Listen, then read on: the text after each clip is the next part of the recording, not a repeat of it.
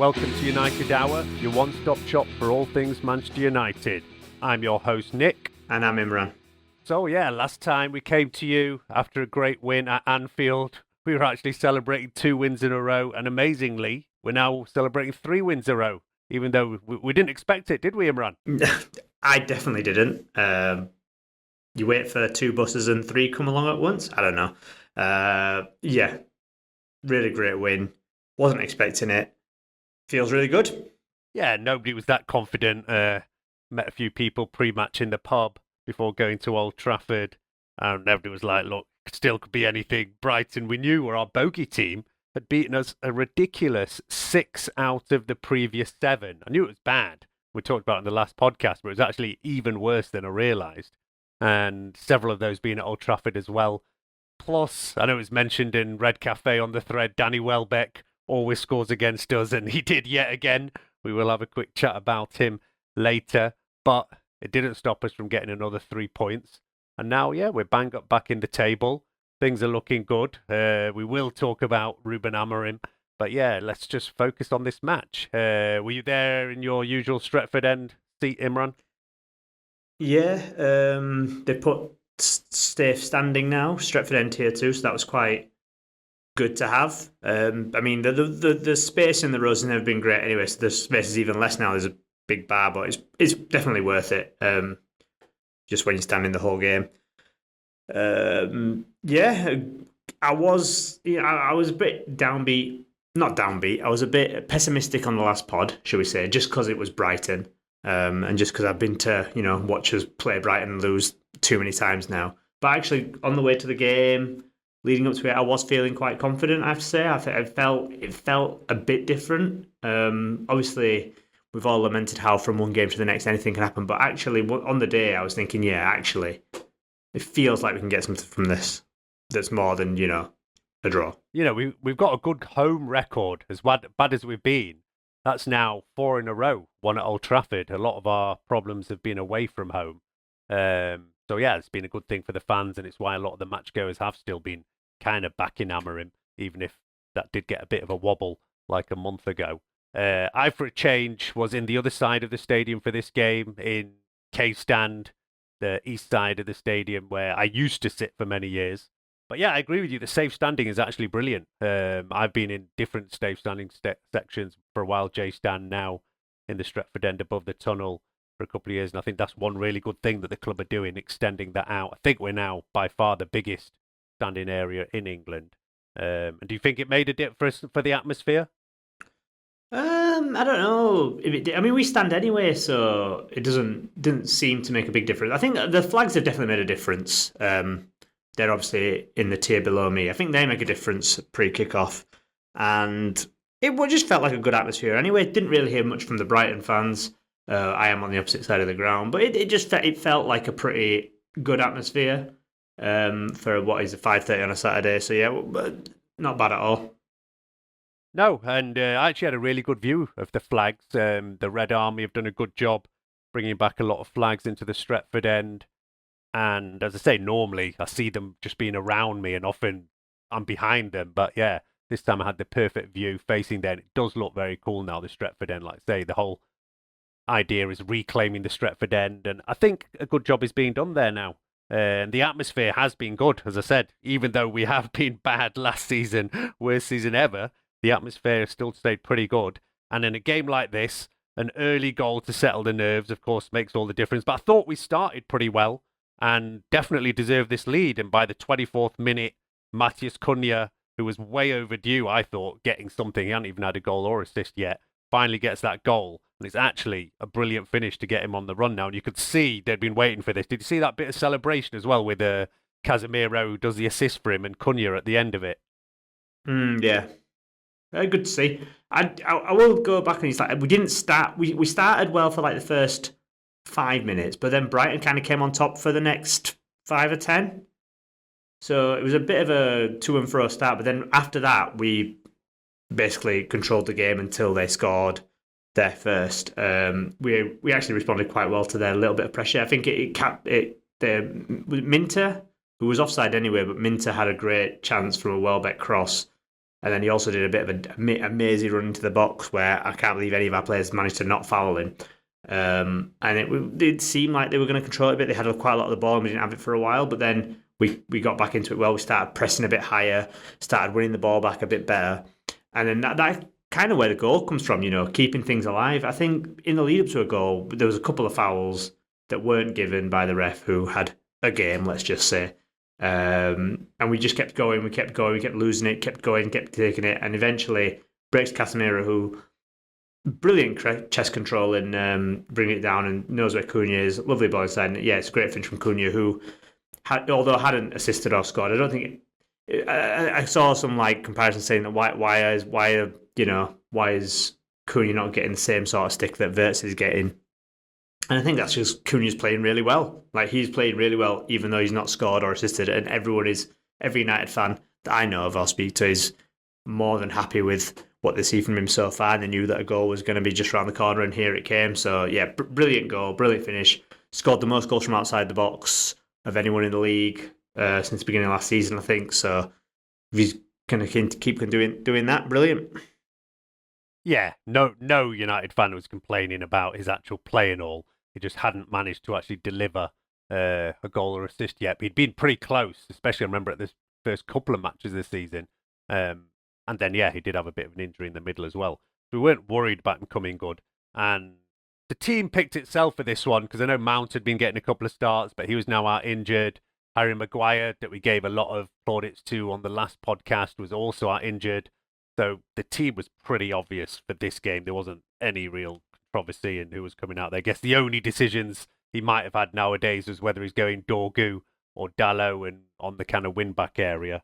But I don't think there was that many surprises in that lineup. And yeah, it all worked really well. And Casemiro gets the assist for that one. He officially is down for goal number 2. But it obviously gets an absolutely massive deflection. As I said, I was in K-Stand, so these first 2 goals were right in front of me. And it was kind of like one of those slow motion ones when that shot goes and it's going the other direction and it just slowly trickles in. But yeah, this match actually for me was all about Casemiro. He gets the assist for the first one, takes the shot for the second one. And then, yeah, we will talk about what happened after Casemiro went off later in this game. But, a lot of people wrote off Casemiro. They've been trying to get him out the club like every window, hoping he goes to Saudi Arabia. I have to say, I've been saying for a while that I didn't think he was done with at all and was actually pretty disappointed last season when Amorim left him out for several months. They were clearly trying to force him out the club because he was one of the biggest earners, but he's fought for his place, he's stayed around, and I think he's one of the most important players in our team right now. Oh, definitely. I think a couple of things obviously working against Casemiro, one being his age and one being his wage. He is, 33 now? So, the tendency to think, oh, he's old, he's past it, yada, yada. And maybe he probably isn't the player he was when he was winning 5 Champions Leagues for Madrid, but he's still a top player. And obviously his wage is the other massive thing that he's the top earner at the club. And yeah, we're probably paying too much, but that's not on him, that's on the club. But he has been fantastic this season for me. And I love Casemiro. I've loved him since he came to the club. And it's a shame, really, that Ten Hag, had that period where he basically expected Casemiro to cover 50 square yards by himself in a kamikaze midfield. And that really put a downer on his time at Old Trafford. Because you remember, that first season he came and we were all like, this guy is absolutely world class. Yeah, he is. Yeah. He's everything we thought he would be, and he was brilliant that first season under Ten Hag. Then that second season came around and does ridiculous tactics, and yeah, it just absolutely killed him. And that's kind of marred him a bit. But I'm glad he's having this. If it turns out to be his final season, I'm glad he's having this sort of season. He's levels above every other midfielder we have, every other midfielder on the pitch today. I mean, there's Carlos Balíba's playing for Brighton. And he's, was touted as 100 million. Balíba was not fit to lace Casemiro's boots on the weekend. There were absolute levels to it, and Casemiro was beyond. So, and like you said, it all goes to pot when he goes off the pitch. So he is the only thing. He's probably our most important player at the moment, I would say.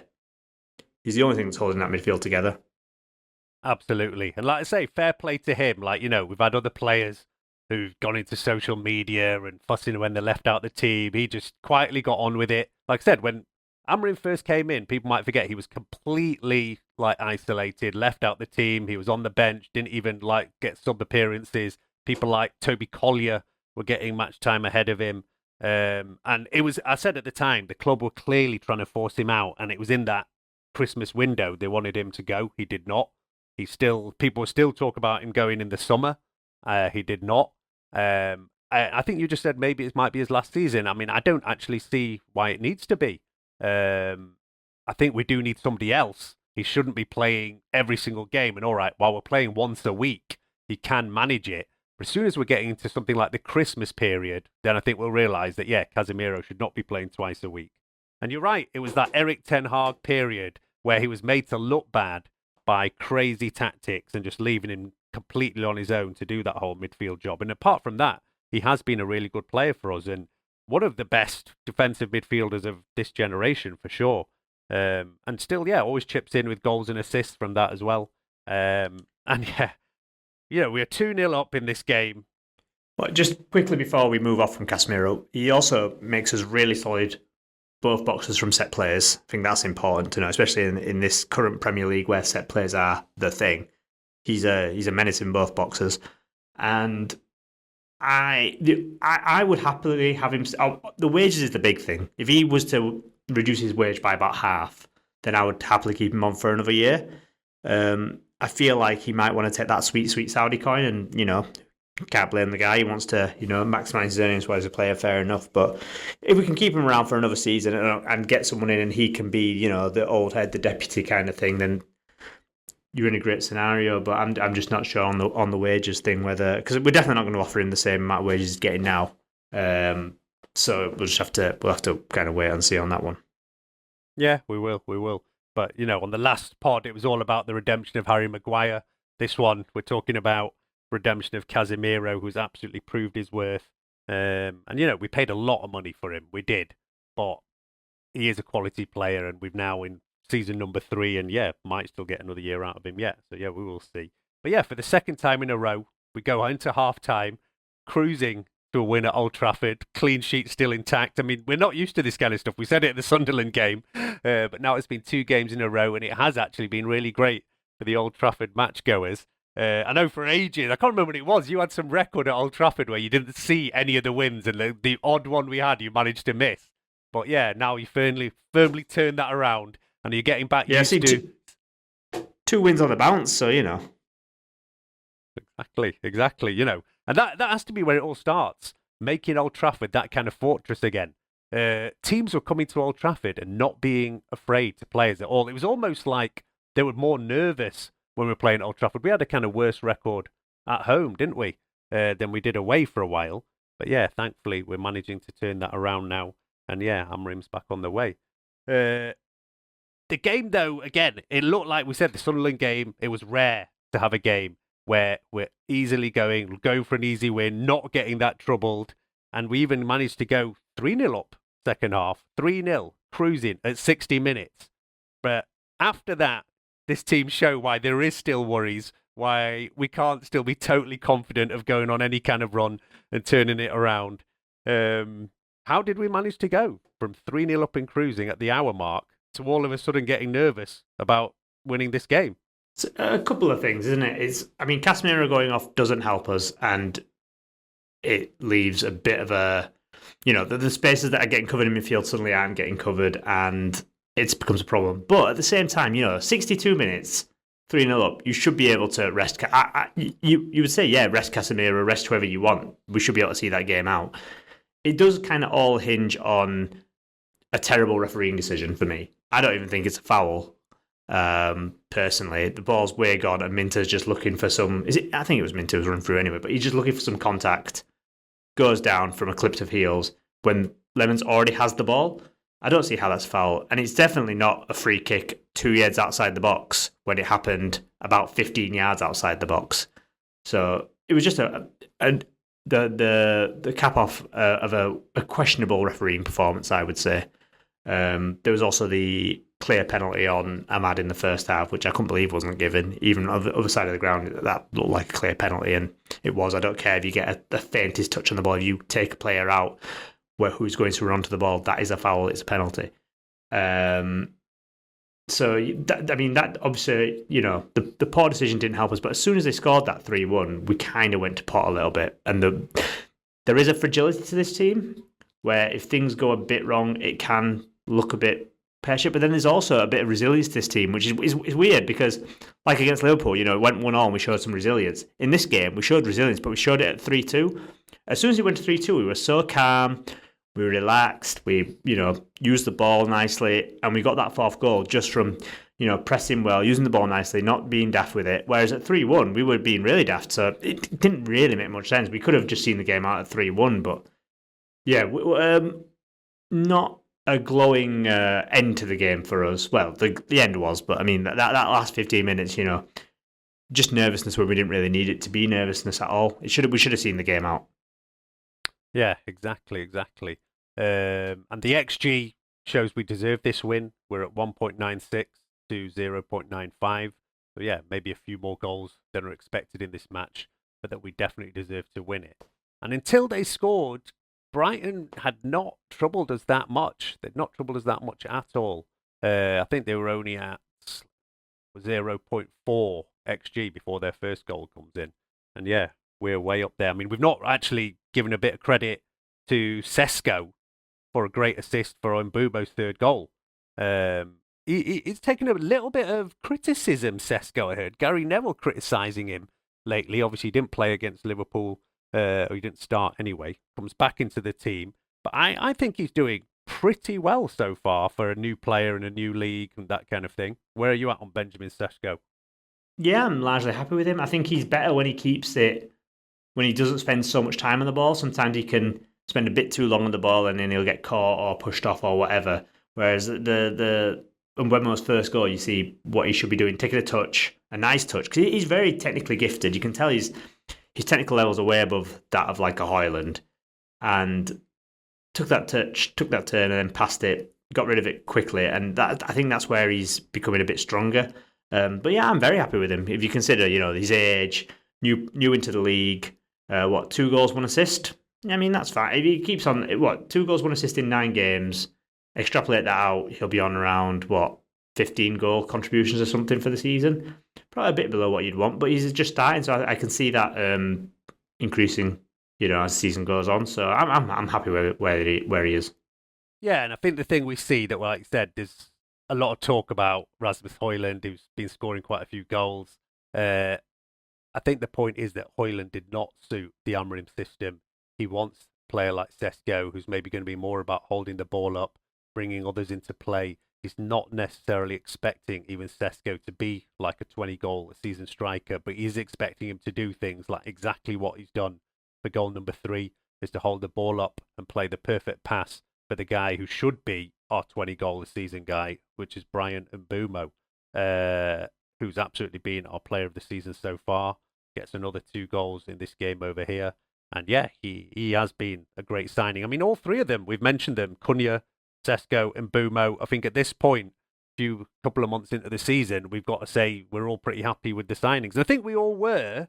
I think we expected plenty from Mbumo and Cunha. I think it was probably Sesko that some of us were a bit unsure about. But I think he's on track for having a pretty good season if he can continue as he's been going on. We can only expect him to get better from here as well, right? Yeah, I think so. I mean, like I said, settling in, you'd expect second half of the season he probably has kicked on a bit more than he is where he is now. You'd also forgot to include Lemons, who I think we're all happy with as well. Well, yeah, the 4 signings, Lemons. So we've won now 3 in a row, and the big change in the lineup has been Lemons, basically. We won all 3 of them. I do think he's probably made his first, not mistake, but I think he definitely could have saved that free kick. It's not in the corner, it's down the middle. But generally, he's brought a massive calmness to the whole kind of defence, which was a major issue at the start of this season. And that is gone now. We're not worried. I genuinely don't think we win this game if Onana's in net. I genuinely don't, because of, not saying, they had loads of chances to score. It's just the what he brings to the team in terms of, our defenders not shitting themselves all the time or not knowing what to expect from their goalkeeper. It makes them more assured when they go to press the ball. It's just little stuff like that I think having a normal goalkeeper behind you brings. And I will happily take Lemons conceding. It's not a howl, like you said, but I'll happily take him conceding a goal that he maybe should have saved if it means he does normal things, all the time. So if 1 times out of 10 he concedes a goal that maybe he should have saved, if he's doing normal things the rest of the time and being a normal presence, claiming high. I mean, when he claims a high ball, like Old Trafford stands up and cheers like it's crack going straight into our veins because it's just things we don't get, things we haven't been getting for ages. So if he continues to be a normal standard goalkeeper, then I think it's just a massive difference to the team. Massive. Yeah, it has made a big difference to us. Like I say, for me, I still am worried about our defence. I've said for a few weeks now that I think our middle third play has been good. We've been creating enough chances. We're now starting to put some of those away. As I said, we were massively underperforming our XG in a game like this. We're now starting to make up for that because XG at 1.96, we've actually scored 4 goals. But yeah, there may still be another few coming out like that to get us back towards parity on maybe where you'd expect us to be. But yeah, the defence is still my worry. But yeah, he is making a big difference there. We will take a quick break there and then come back and keep talking about this 3rd win in a row. Back for part 2 of the podcast, talking about the Brighton win at home. Long overdue win against Brighton, like it was a long overdue win against Liverpool. You remember in recent years, we've been breaking all these records of losing to teams we hadn't lost for decades, going on bad runs and whatever. So finally, we are starting to turn the other way. And as I say, winning at Anfield after ages, stopping this kind of Brighton bogey. So yeah, there's a few things to now start holding on to. And that's what I'd said about Amorim for weeks, saying he hadn't given us anything, well, not much anyway, to really hold on to and say, is this the guy who can take us forward? The only thing was he got us to that Europa League final, some good wins against Bilbao, Lyon, and we did beat Manchester City. So there was a couple of things, but nothing that much, and it was generally pretty awful. And we didn't start this season well, even if we did play okay in some games. But now, yeah, this is the first time I'd say he's given me something where I can say, all right, maybe he is worthy of it. And, we talked about a month ago, we were talking about the fact that what are the reasons that Ruben Amorim has not been sacked already? And a lot of the press was talking about that he had this some kind of 12-month clause where it was going to cost a ridiculous amount to get rid of him before the 12-month mark. And we're still not actually there.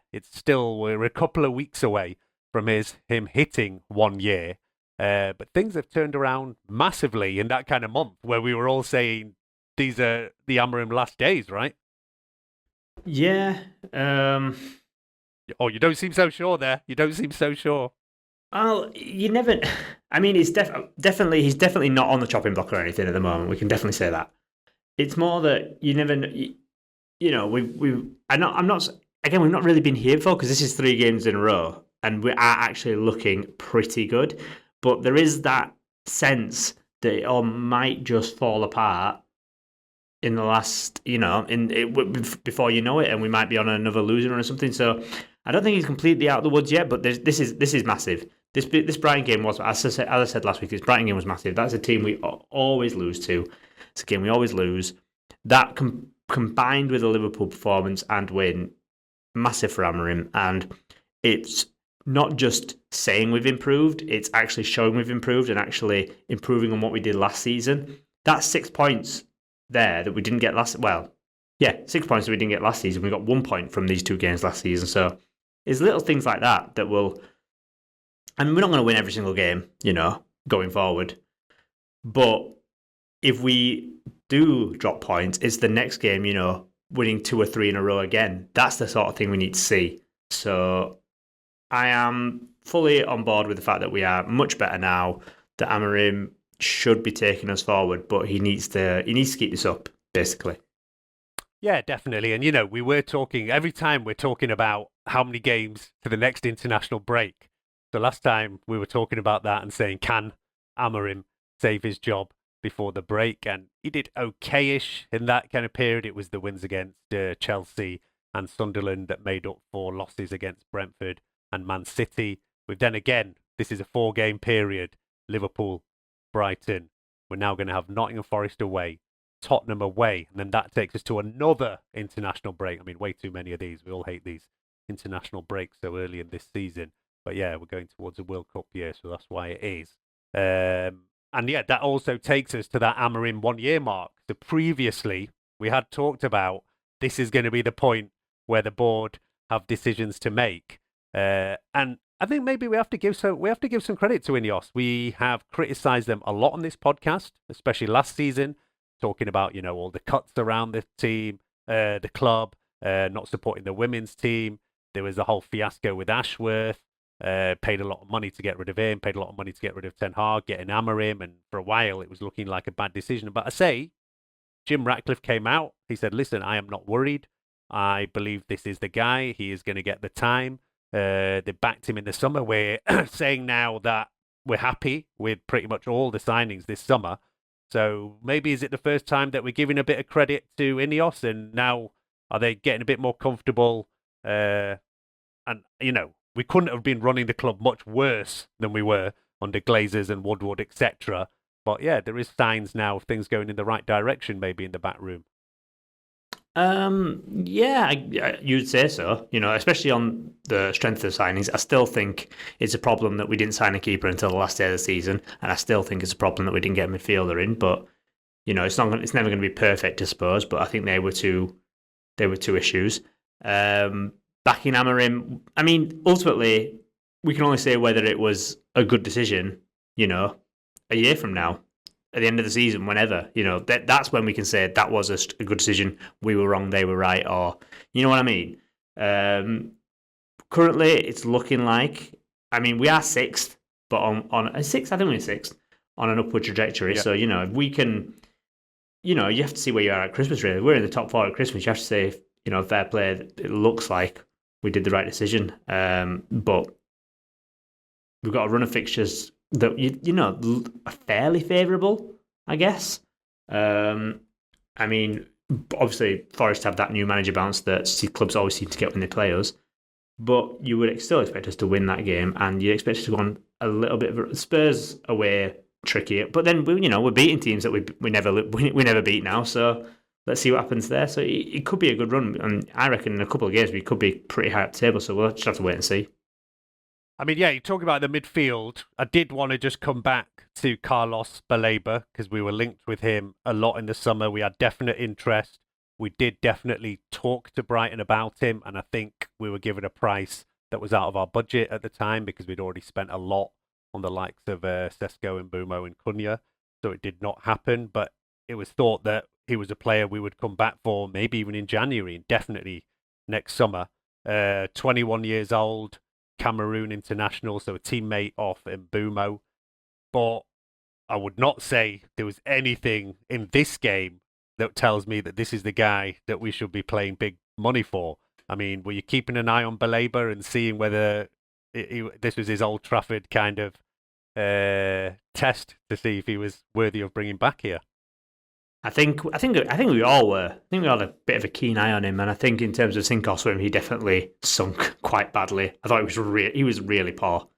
Hooked again. I think he's been hooked. Half his appearances he's been hooked or something like that this season. It's not going well. He's obviously had his head turned massively by us, and to be honest with you, I think that's a bit of that is a bit of a red flag for me. If you're having your head turned that badly by it didn't even get that far down the line. We never made a bid or anything. You know what I mean? So.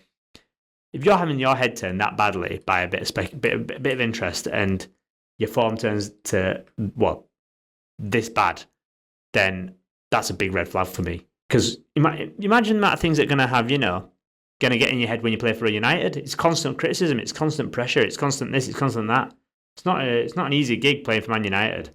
So, yeah, that would worry me. And I think even before I watched the game on Saturday, Elliot Anderson was my number 1 pick for a midfielder, and then I was kind of like Belieber or Wharton, but I think now I'd definitely go Elliot Anderson, then Wharton, and then Belieber way below that. And ultimately, we should not be paying Brighton anywhere near that, 80, 100 million? It should be more like 40, 50 at this point, unless he turns it around massively and has a great season from here. But, just even the mentality-wise, it's not really what you want to look for in a player, is it? No, and look, it has definitely affected him, the interest and all that. And I'm sure Mbumo has chatted to him and Onana as well, because he was still at the club when there was this interest. And I say they are international teammates of his. Plus, I know there was a link, he has the link to Lenny Yoro. They played together in the French league. So I'm sure he'd been having chats with some of our players, maybe thinking this move was happening and it didn't happen. And yeah, since then, he's not had a good season at all. I mean, his stats weren't brilliant in this game either as a defensive midfielder who does have one tackle, one interception. He's at 80% pass accuracy, which isn't awful, but in fact, for a defensive kind of midfielder, you want to be much more towards the 90s, and especially for Brighton, who are quite a possession-based team. So yeah, not going well for him. And yeah, he comes out just around the hour mark. James Milner still plugging away. I think he's trying to get that record for all-time Premier League appearances. I think he's only like 9 away or something. Yeah. He's pretty close to that. So yeah. I mean, fair play to Milner just for that longevity. But yeah, Brighton made triple sub around the hour mark, basically. We still score after it. So you think, all right, they've gone for their triple to try and change the game. We're now comfortable at 3, but there is a question mark here for me then for Amorim, because we then basically make a triple sub, not straight away. Aidan Heaven comes in for Luke Shaw. 5 minutes later, Dorgu for Ahmad, and the big one, Mainu for Casemiro. And after that, it's less than 5 minutes later, they get in behind us. There's so many times this season that long ball and players just end up like one-on-one with our keeper. It's a major problem. Our high kind of defensive line. We've seen it before. It's happened to Harry Maguire a couple of times. It happens in this game again. Dorgu doesn't manage to get back. And yeah, it's an absolute... it's still the biggest problem for us. So, I mean, how much do you put this down to the manager? I think... I understand it at 3-0 up. There's players you're trying to give minutes to. And the problem with not having Europa League, not having Carabao Cup, is that you haven't got that time to rotate. So he's always putting in his best team, which I agree is what he has to do. We've only got 1 game a week. But yeah, Aidan Heaven had not played very much. In fact, I don't know if has he played at all this season. He's played once before. Right. Kobe Manu, we've all been saying, needs more minutes.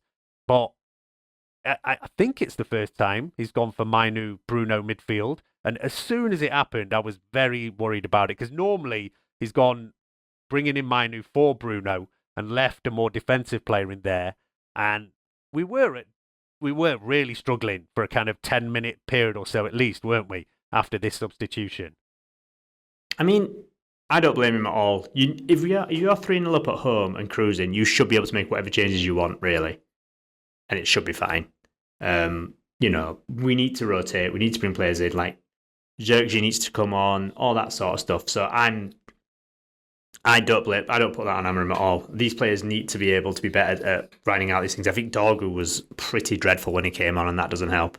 I think the whole thing starts because he puts in a lazy. I think we had an attacking free kick or a corner or something, and he gets the ball as last man, and he puts a lazy pass in that they intercept. So it's just stuff like that, little basic stuff like that puts us on the back foot. And ultimately, if they don't score that free kick, which again I don't think it was a foul, and it definitely wasn't a free kick from where they took it, I don't think this game happens in the same way. We probably don't have the control that we have with Casemiro on the pitch, fair enough, but you don't need that control at 3-0. You can just see out the game. So no, I don't blame Amorim. It's just kind of went that way because of the game. But 3-0 up. This is the exact time to do that sort of stuff. So yeah, not an Amorim at all. Yeah, I actually don't really blame her either, and I agree with that. Like I said, we haven't had games where we've been so comfortable to give players a run out, and that is the problem where we're not in these competitions to use your squad. There's a lot of players who haven't played much, but I think it just in the end, losing the experience of Luke Shaw into the defence, and at the same time... He was injured, to be fair, I think. He picked up a knock. Didn't realise. I thought it was just a bit of rotation, because he loves those centre-back changes, doesn't he? He pulled up after he pulled up a bit after the third goal when he did the foul, which, to be fair, if that happened against us, I'd want that to be a foul, his little pullback. However, the referee was not giving those all day. So by the consistent how the ref was refereeing this game, that wasn't a foul in this game, if that makes sense. But if it was the other way around, I would want a foul. Yeah, and it's not that surprising that all of a sudden, like you say, Shaw comes out, Dorgu comes in, and then Dallo has to go to the other side. And it's that what we said before, too many shifts around in the defence. And I just think it's almost inevitable that it's going to take 5-10 minutes for the players to get a bit back used to wherever he's at. Plus, as I said, the Mainu-Bruno midfield combo has not really been tried before. And it was interesting. I think Amorim wanted to see, can this work? And I think maybe it's a bit much to just take from this the answer no. But in this match, it definitely didn't work. Whether we can try that from the start of a game in a different game, I actually don't think it's going to work either. I think, we want to more likely be seeing Mainu with Casemiro, Bruno further forward, but Amorim doesn't seem to want to do that much. He did do it later, because, after that goal, then he brings in Ugarte, and Xerxes gets a very, very rare run out to kind of try and see the game out. Josh Xerxes is now linked with leaving the club as well. He's barely playing, like the few minutes here and there, so I can totally understand that he won't be happy with this situation. A couple of weeks ago, I thought he was unlucky when Sesko was not struggling, but taking a bit of time to adapt. But at the moment, you think Sesko is worth his start, and it's difficult to see where Josh Xerxes gets any game time in this team at the moment. It's only if Sesko, like I say, there's kind of 10 minutes at the end of the game. But I can understand that he won't be happy with his place at the moment. Yeah, he won't be. No player's going to be happy being on the bench. But we kind of need him for that role. We're not going to let him go because, Šeško gets injured. He suddenly shoots right up the pecking order. I don't think he'd start, but he'd definitely be, coming off the bench more. And plus, busy Christmas period, then it'll get a bit busy in January, etc. So there's no way we're going to let him go. And he fills a role in the team, so he kind of has to see it out. Yeah, that Christmas period is going to be absolutely crazy for us. To say at the moment, somebody like Casemiro is fine playing once a week. But I said it on the last podcast, we are going to lose Brian Mbeumo, Ahmad Diallo, and Mazraoui. All are going off to the African nations, which kicks off in the middle of December and goes to the middle of January. That's the absolute peak part of the season where we are going to be playing twice a week. And that is going to be a major, major problem for us. So, players like Xerxes will definitely be needed at that time, and others as well. Like I said, at the moment, I don't know. Mason Mount started the season well, but he's already injured. I don't know if we're going to see him back soon. I think Harry Maguire, I think we are expecting to see back for the weekend, but I don't know where we're at on Mason Mount. But again, we get this worry. It's a late goal. I went to this game with my nephew, who came all the way from London on the train and was going back again. And because of the ridiculous situation with trains, he was worried about getting to Euston in time for his train. So he left, just after they put up the board for how many minutes of extra time, he said, I'm going to have to go because he was worried about missing. And he ends up missing 2 goals, basically, which is a bit of a killer. You think at 3-1, we're going to be okay there. But just after he goes, and it's a corner yet again, still a major problem for us. I don't know how we're ever going to sort out this corner problem. I don't know how many goals it is, but it's way, way too many. It's a major problem. He needs to get in some different kind of defensive coach or set-piece coach or something. We can't be having yet again. And it was almost like a free header on this corner. It happens time and time again on our corners, doesn't it? Yeah, Xerxes is not great there. Completely loses his man and lets him run in ahead of him. It's set players are massive now. These long throws, corners, etc. And we just need to become better at dealing with them. Which I feel like when our first 11's on the pitch with Casemiro there, Šeško there, or when Maguire's in there, I feel a bit more comfortable. But that last corner, there's no Casemiro, there's no Šeško, no Maguire. Obviously, wasn't playing. Even like someone like Heaven, who is tall, but you probably wouldn't say he's as strong as Shaw in the air. It's then does become a bit vulnerable, but Xerxes got to do better than that. If he's coming on for 10 minutes, 15 minutes, he's got to be a little bit better. Yeah, definitely. He loses his man completely. And there was another random stat on this goal. Don't know if you heard this one, that Kostoulas comes on, and it's the first time that a Premier League player has assisted a player to score who wasn't born when he made his Premier League debut. It's an assist from James Milner to Kostoulas, and who's a young player who's come into Brighton, and was not born when James Milner first played I think James Milner did have the record when he first made his Premier League debut at age 16 and a certain amount of days. Somebody has beaten it now, but yeah, he's been around for a long, long time. And it just gives us that absolute nightmare of going, oh my God, not again. Because yeah, we've seen these kind of collapses from our teams before. But look, fair play. We've stayed there, and of course I was there till the very last minute, as I am for every last game. And yeah, we didn't just see it out.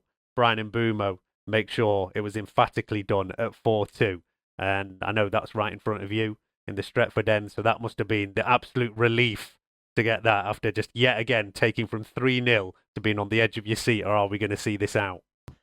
Yeah, no, it was a massive relief. That last goal and seals the game is always a great experience, and brilliant finish from Mbeumo, who now is becoming I mean, when he's running through on goal there, you think, oh, there's only one place this is ending up, and that's a great feeling to have. And the assist non-assist from Bruno is something out of this world. Bruno was excellent in this game. Played like a proper midfielder for most of it. Lots of touches of quality.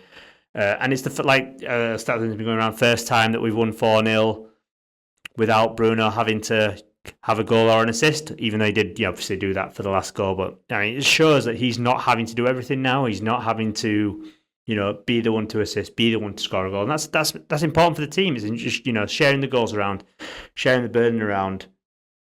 That's how we're going to, win these games, because if there's a day that, Mbeumo isn't firing, for example, then maybe Bruno can chip up on that day. If there's a day that Cunha's not firing, then you've got Mbeumo, etc., etc. So, yeah, important for the team. And that last goal, sealed a great win. We will take a quick break there and then come back talking about the matches coming up. Back for part 3 of this podcast. 3 in a row against Brighton. They were our bogey team. But yeah, our bogey player, Danny Welbeck, still did get his customary goal. I think he's now scored, 7 goals against us, which is absolutely crazy. And most of them have been at Old Trafford as well. He is a player that just haunts us every single time. Were you sad when Danny Welbeck left us? I know that we had a request on Red Cafe thread saying have a quick chat about a player like Danny Welbeck coming back to us. Yeah, massively. I think you're always sad when a Manchester lad who's actually come through the team and played a lot of games leaves. I was sad when Rashford left. I was sad when McTominay left. Obviously the Rashford one had to happen, and the McTominay one we were both pretty against at the time. But you're sad when these things happen, and I don't think Welbeck should have left at the time. I said that at the time. I still stand by it. We think about how useful Danny Welbeck would have been to have around over the last 10 years. You know what I mean? Not as our starting striker, but as someone in the squad who's going to come in and chip in with goals. That would be huge for us. There's a lot of rumours saying that Erik ten Hag really wanted to get him back in 2 different windows, and it didn't really happen. And I think he would have been absolute perfect kind of player to bring back. We've lacked that experience up front, which is what he's absolutely bringing nowadays. I was very sad when he left. It was that Louis van Gaal time when Van Gaal had quite a big clear out of players and tried to start again. Some parallels with what's happening now. Amorim has also been really trying to change a lot and have a complete fresh start and a big change of system. That was it as well. Louis van Gaal did try and change our system massively from what we were before. And so, he just decided that certain players didn't suit that system. And Danny Welbeck was one of the casualties of that. But I was sad to see him go. He went to Arsenal. It wasn't amazing there, but he chipped in for a while. And then he was... But he had a lot of injuries at Arsenal as well. That was when his injuries were really plaguing him. Yeah, that's true. He didn't play a lot in that. I think he was there for 4 or 5 years, and a lot of it was injured.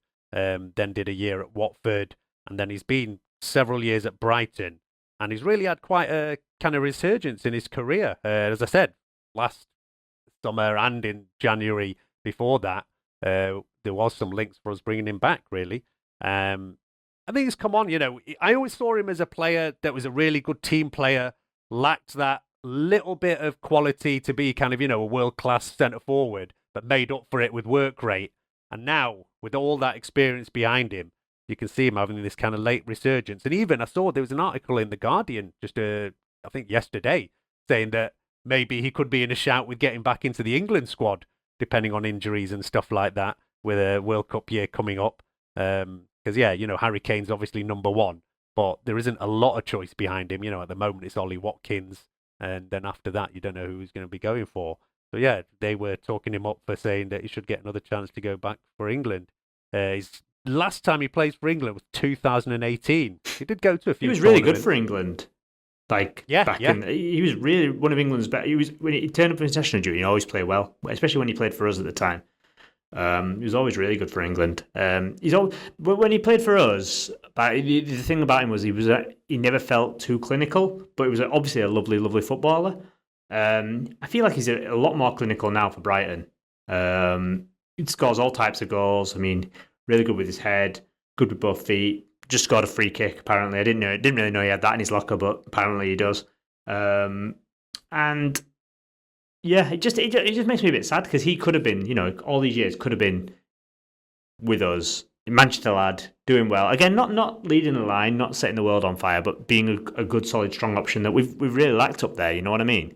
And probably could have saved us some coin in the meantime as well. So.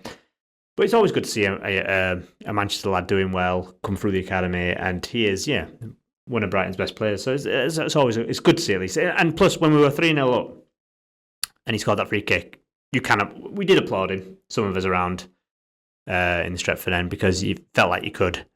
At that point, I didn't think we were going to go 3-2, but it was nice to see. Well, I did not applaud him, and it is 7 goals he scored against us, 5 of them at Old Trafford, and look, he's rolling on, and if he can get a shout back for England, then brilliant for him. And I'm like you as well, like I say, I always keep an eye on all of our ex-players just to see how they're getting on. You still feel like they're one of the old Man United family, wherever they are, and as long as they're not killing us, then you don't mind them doing well with it as well. So, it was a shame in that. And I remember there were several players under Louis van Gaal that I was not happy that he let go. Do understand it in hindsight. He wanted to have a total fresh start, different system. Was Johnny Evans another one? There was Evans, Chicharito, Michael Keane, who still had a pretty solid Premier League career since then and played a few times for England. These were all in that batch of players that he shifted out. And, several of them were youth players for us as well, which we didn't like at the time. To be fair to him, Louis van Gaal did promote a lot more youth players after that, and Rashford. Donald Love.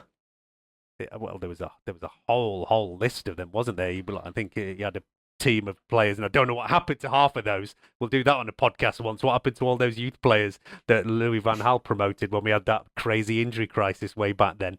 Not many of them went on to anything big, to be honest. But Marcus Rashford was the main one who came in under Louis van Gaal and has gone on to do pretty good things after that. But I remember being sad, several of them. But way gone back. But as I said, we did have a request from Red Cafe, Golden Blunder. So fair play. We did used to do a few more of these things, I remember, looking back at players and how they were doing. So we might try and restart that. I always like going back in the history books for a bit of nostalgia. But now we will look forward to the fixtures coming up. We are Nottingham Forest away on the weekend, and then Spurs the week after that. And again, like I said, that takes us to the next international break. So Forest are not on a good run at all, but Sean Dyche just had his first game in charge. He's now going second game in charge. You would expect that they are going to go back to being very defensively solid as they were under Nuno and then kind of fell apart under Ange. They were based on that solid defence, and that's just completely gone now. Remember, I think I had 2 Forest defenders in my fantasy team for most of last season, and you wouldn't even think about having any of them at the moment. And it's the first time now I'm really thinking I need a United player. I need to get Brian and Boo. I don't do United players in my fantasy team because then I get the added bonus of them. If they do well, I'm happy. So I'm not, it's 2 separate things. I mean, for years and years, there was never a time I didn't have at least 2, if not 3. And even more recently, you'd still have somebody, whether it was, Rashford still had good seasons and Bruno was still a player worth having. It's only probably last season when it was the first time I was putting out fantasy Premier League teams without any United player in them. I did start this season with Dorgu, and Cunha. And at the moment, I don't have either of them. But I definitely need to work out getting Mbumo in by this weekend. I'm already overdue, really. I didn't want to jinx him, but he is going to go into my team ASAP. But yeah, no Forest players anywhere near my team at the moment. Yeah, I mean, on the form book, you're expecting us to go for win number 4, but it doesn't always go with the form book, does it? But even you should be slightly confident about this. The only thing that gives it away is that whole new manager bounce and Sean Dyche, who does have a pretty. He's especially at Burnley, he often turned us over, didn't he? Yeah, I remember a game we lost 1-0 to Burnley. It was a freaking terrible game when he was there. That's the quirks of the fixture list, though, isn't it? If we played this game, 2 weeks ago, you'd guaranteed win 100%, no problem. But now, I mean, we still should win. They still lost on the weekend. They got their first win in the they're in the Europa League, aren't they?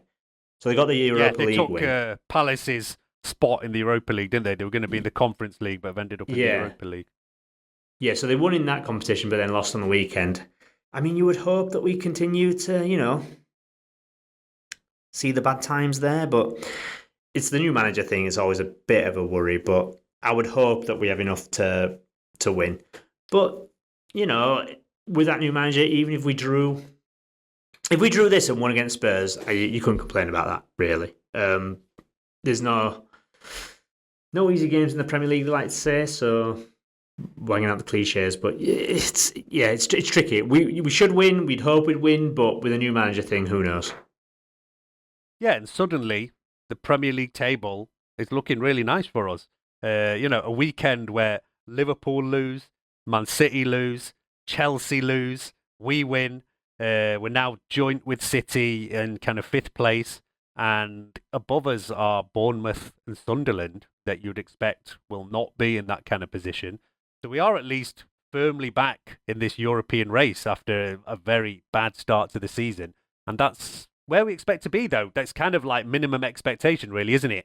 I mean, we shouldn't be getting too excited about being in 6th place. It should be the bare minimum for Amorim's first full season, for not being in these cups. It's the only thing that we can really keep going on.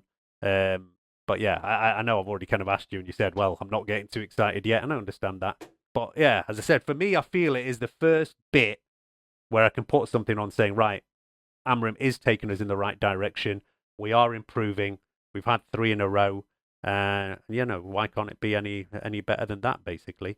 It's only that Christmas period that now worries me. But yeah, we will do a much bigger review when we get into this next international break, because that takes us to 12 months of Ruben Amorim. So yeah, Nottingham Forest, Tottenham, we'll do a proper like 1 year analysis of where we're at under Ruben. But at the moment, like you say, we're not now talking about sacking the manager as we were just a few weeks ago. That's the main thing. At least a bit of stability, a bit of time to see this team gelling. The first 11 is now pretty clear. A few tweaks here and there in like wing back position, and he's been lucky with injuries. He's not had many problems with injuries. I mean, we're still waiting for Lisandro Martinez to come back, and all right, Mason Mount is out at the moment. But every single team has 2 or 3 players out. So yeah, there's no excuses for us not to go on a little bit of a run. And then, as I said, we will do a big analysis when we get to this next international break. But yeah, 2 away games: Forest, Tottenham. I'd kind of be happy with 2 draws from these. Would you take that? 2 draws from these 2 games after winning 3 on the row? No, I take 4 points. Give me 4 points. I take 4. What? Normally you're like, the negative one, and all of a sudden you're like expecting us to win again. But yeah, all right, we should. Yeah, maybe we should win one of these games. It's because now we keep beating teams that we never beat. So now I'm fully expecting us to beat Spurs. Yeah, well, we do need to make up for that awful Europa League final last year. But yeah, first up, Nottingham Forest. We will come back and record after that game. But it's the most positive we've been in, well, I guess, a year really, isn't it? It's the first time. But it is crazy that we went that long, though, without 2 in the row. Now, yeah, 3 in a row. And everybody's talking about that geezer with his hair. If we can hit 5 in a row, this would be the run of games. So we've done the 3. If we can do Forest, if we can do Tottenham, he is going to have to cut his hair and stop all the problems. I mean, what do you think about stuff like that? He started getting quite a lot of flack around, and he even got slightly attacked. He sits not that far from me. He's about 10 rows in front of me in the safe standing area above the Stretford End tunnel. But yeah, he'd got attacked by somebody a couple of weeks ago, which I thought was pretty crazy. But we hope we win these 2 games and he can cut his hair, right? Yeah, I mean, I think he's doing it for charity as well, so... I think he has said, yeah, the proceeds are going to go to charity, but now, I don't know, some people, he started selling T-shirts and doing that cameo and stuff like that. So yeah, United fans start giving people flack when they see stuff like that, filming things at the ground. Never trust any United fan who goes on some sort of public platform and spouts their opinion. That's what I say. Oh yeah, exactly. Yeah, can't be doing with all these influencers and podcasts and whatever nowadays, can we? Yeah, but yeah, I actually say, look, fair play to the guy. I'm pretty sure when he started this, he never expected it was going to get as big as it has got, and he probably never expected we were going to go this long without winning any significant amount of matches either. So yeah, I just say, look, fair play to him. It was a bit of fun when he started, and yeah, I think he has said that he will be giving a lot of the proceeds to charity, so I don't have an issue with it. I do think some of our fans go a bit OTT with some of the flack on these things. Funny thing is, if we just beaten Grimsby, or if we'd beaten the Grimsby, we'd probably have beaten Sheffield Wednesday. Or if we were in the Europa League, we probably wouldn't. So he probably would have been fine by now. It's just because we're only league that it's a bit because like winning 5 league games in a row is quite hard for any team. You're right, actually. I'd actually have to look at when have we won 5 league games in a row. It's a stat. Even Arsenal haven't won 5 league games in a row this season, I don't think. So winning 5 games in a row is very difficult in just the league. So that's kind of where he's falling down. If we were in the Europa League or something, or the League Cup to kind of boost it, he'd be cutting his hair a lot quicker, basically. I think Coventry City have won all five in a row at top of the Championship, so maybe become a Coventry City fan. Big difference to the Premier League, though. But as I say, we are at 3. The next 2, Forest, Tottenham. Let's see where we're at. Yeah, we will come back to you after that Nottingham Forest game. We hope we are not talking about a loss and that we can keep this good feeling going. It's the best we've felt for a long, long time. Yeah, let's hope it continues. Apart from that, goodbye from me. Cheers.